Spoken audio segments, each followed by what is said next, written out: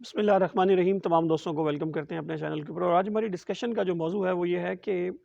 जब आप भी इनकम टैक्स का गोशवारा या रिटर्न फाइनल करते हैं या उसको फाइल करते हैं, तो उसकी फेस के ऊपर जो है वो एक रिफंडेबल इनकम की अमाउंट जो है वो शो हो रही होती है। तो क्या ये जो रिफंड है ये रियल में वो रिफंड है जिसको आप सेक्शन 170 सब सेक्शन रूल 70 के तहत जो है वो अप्लाई करके online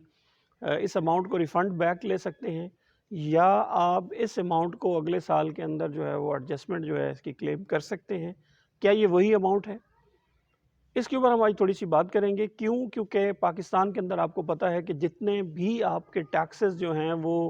through out the year at source आपके कट रहे होते हैं, आपकी डिडक्शंस हो रही होती हैं।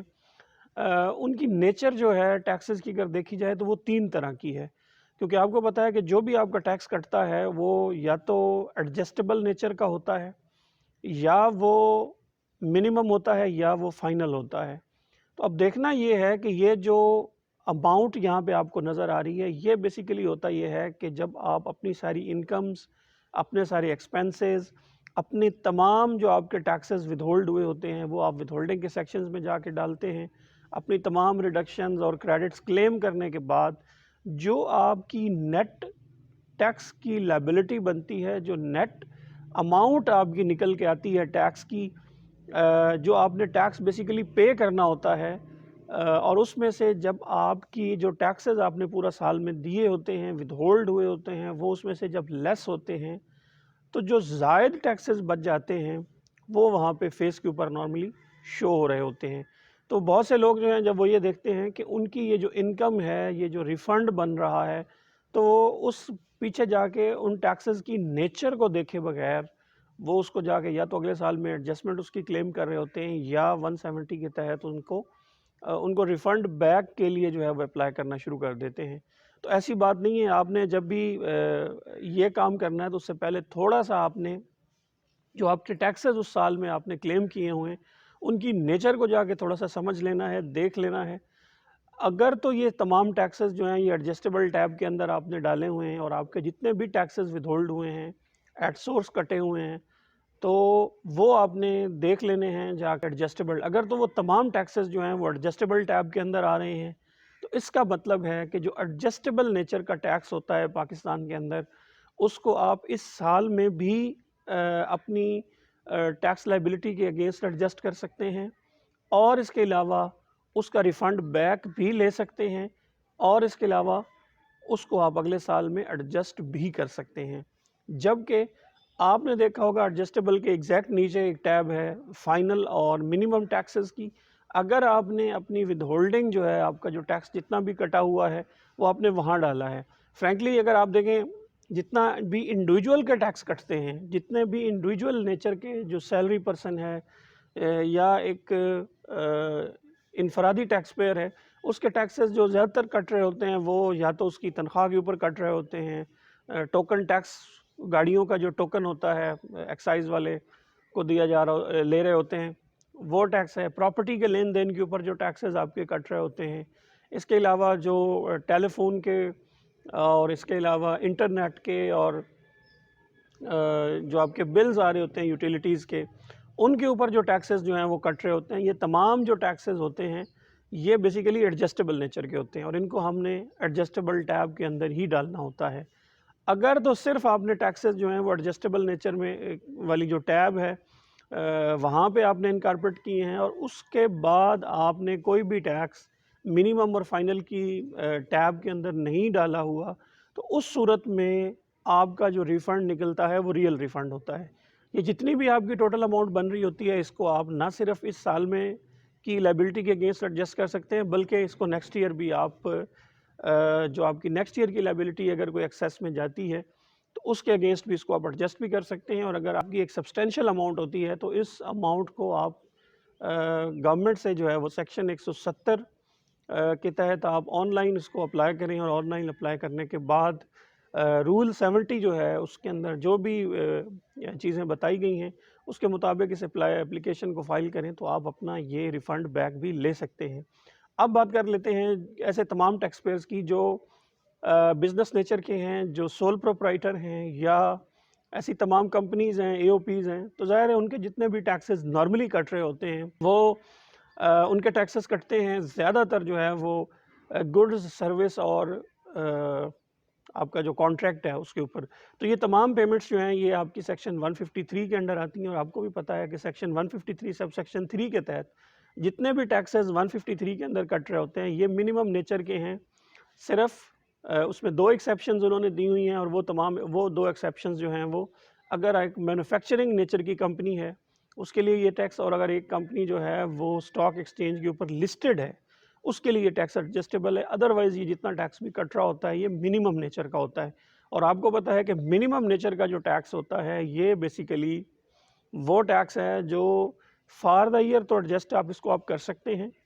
और अगर इन केस ये आपकी टैक्स लायबिलिटी से ज़्यादा आपने पे कर दिया, टैक्स जितना आपका बनता था इस साल का, तमाम खर्चे,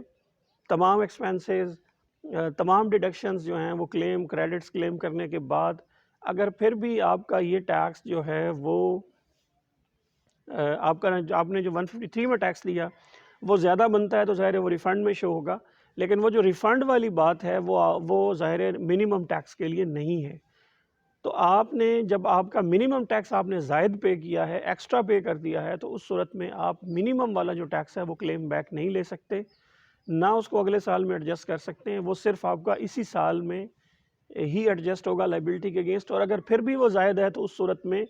उसका बेनिफिट आपको उस सूरत में हो सकता है अगर आपको कोई बाद में नोटिस आ जाता है उसी साल का, उसमें आपकी लायबिलिटी थोड़ी ज़्यादा बन जाती है जो आपने रिटर्न में दिखाई थी, तो उस सूरत में वो जो आपने ज़ायद मिनिमम टैक्स पे किया होता है वो एडजस्ट हो जाता है। अदरवाइज़ मिनिमम का जो टैक्स होता है ये ना तो अगले साल आप इसको कैरी फॉरवर्ड कर सकते हैं, ना इसको आप गवर्नमेंट से रिफंड बैक जो है वो ले सकते हैं। सो जब भी आप अपने रिफंड्स की वर्किंग करें तो उसके अंदर इस चीज़ को ज़रूर जहन में रखें कि जो आपके टोटल रिफंड्स का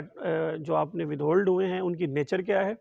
अगर तो वो मिक्स हैं तो उस सूरत में सिर्फ आपको एडजस्टेबल वाला जो टैक्स है उसी का जो है वो रिफ़ंड बैक मिलेगा, और उसी को आप अगले साल में जो है वो क्लेम करेंगे। फॉर एग्जांपल इस तरह साथ में आप फ़ाइनल का भी देख लेते हैं। फ़ाइनल आपको पता है चूँकि फ़ाइनल डिस्चार्ज ऑफ लायबिलिटी के ऊपर होता है, वो उतना ही विदहोल्ड होता है जितना आपने उसको देना होता है। तो उसको सिर्फ आपने क्या करना होता है कि फ़ाइनल में जाके शो करना होता है और अपना जाके टैक्स उस पे ऊपर क्लेम कर लेना होता है। उसको मज़ीद उसकी जो एडजस्टमेंट है वो आपको ज़ाहिर है उसके ऊपर नहीं मिलती। ज़ाहिर है अगर 15% टैक्स आपको प्रॉफ़िट बैंक प्रॉफ़िट्स के ऊपर देना था तो वो 15% ही बैंक आपका काट लेता है। तो ज़ाहिर है आप क्या करते हैं कि वहाँ पे जस्ट जाके शो कर देते हैं, क्योंकि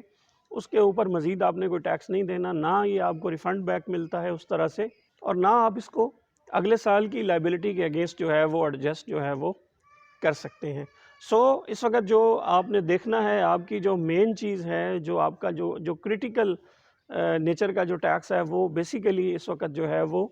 एडजस्टेबल है। यही आपका टैक्स वो है जो अगर अगर सिर्फ़ एडजस्टेबल है तो इसको आप नेक्स्ट ईयर में जाके क्लेम करेंगे, और इसी को आप जो है इसका रिफ़ंड बैक भी ले सकते हैं। अगर आपका टैक्सेस जो हैं वो एक मिक्स है, उसके अंदर फ़ाइनल भी है, मिनिमम भी है, एडजस्टेबल भी है। फ़र्ज़ करें आपके पास जो है वो 3 मिलियन का रिफ़ंड है जिसमें 10 मिलियन एडजस्टेबल है, 10 मिलियन का मिनिमम है, 10 मिलियन का फ़ाइनल टैक्स टोटल क्लब होके बन रहा है। तो उस सूरत में जो आपके लिए जो सबसे इम्पॉर्टेंट टैक्स है जिसको आप क्लेम भी कर सकते हैं वो आपका एडजस्टेबल टैक्स है। सिर्फ़ आप इसमें 1 मिलियन का जो टैक्स है इसी को आप या तो गवर्नमेंट से आप क्लेम बैक करा लें, रिफ़ंड बैक करा लें, या आप इसको अगले साल में जाके एडजस्ट कर सकते हैं। अब थोड़ी-सी इन शॉर्ट बात कर लेते हैं कि अब एक लेमैन जो है, एक आम आदमी जो है